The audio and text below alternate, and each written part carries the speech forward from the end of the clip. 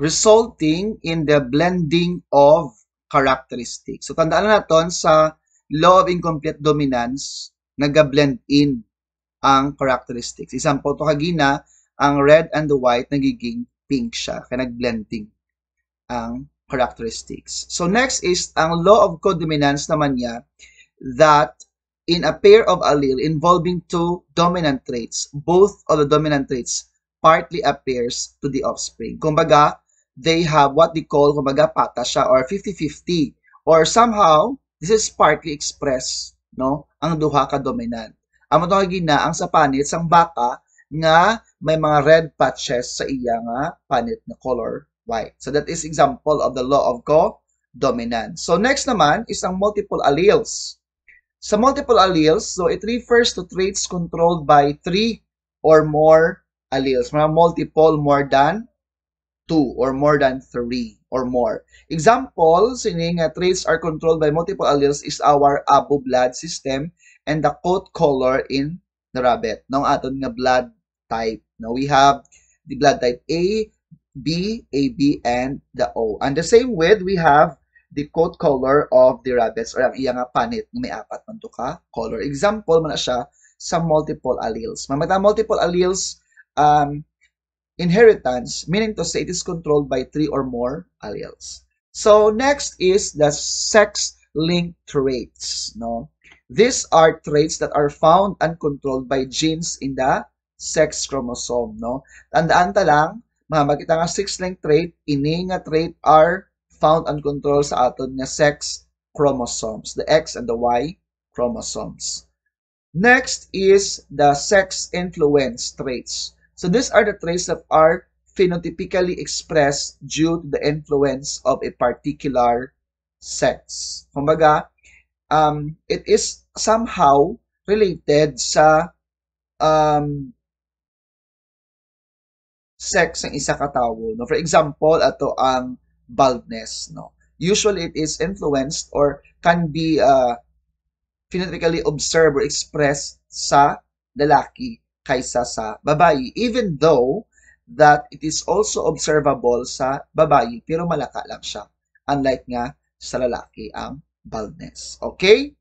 Next is the sex-limited traits are phenotypically expressed to one sex and not expressed to another sex regardless of its dominance. Mga sex-limited, kung diin lang siya, pwede dito lang din siya. For example, ang pagpatiti or ang lactating, no, that is only limited or can be expressed only to female, not to males. So that's why tawag siya nga sex-limited. Kay limited lang siya sa certain nga gender or sa certain nga sex, no, which is the female or babayi. So that ends our discussion for the non-Mendelian pattern of inheritance. So we have again incomplete dominance, law of codominance, multiple alleles, sex-linked traits, sex-influence traits, kag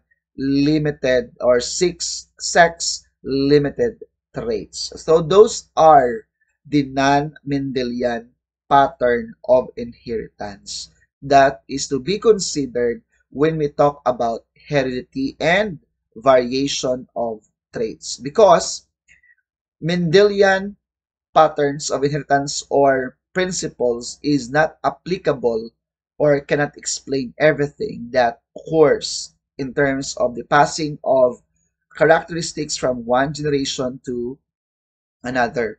So with that, I hope you've learned from our lessons 1 and 2. And you try to have some research, no, on the not part by which are going to use the library and website preferences, make a written report on karyotyping and its importance in clinical genetics. Also, you can do research on how geneticists use pedigree charts in tracing disorders in the past generations and how they make the predictions for future generations. Present your work in the form of a twofold brochure if there will be time. But if not, you can just watch any video related to the uh, task given to you. Also, please be reminded of the terms and concepts under or listed in the unit rewind of your lesson 2 or in the unit 2 of our topic. Again, thank you and God bless.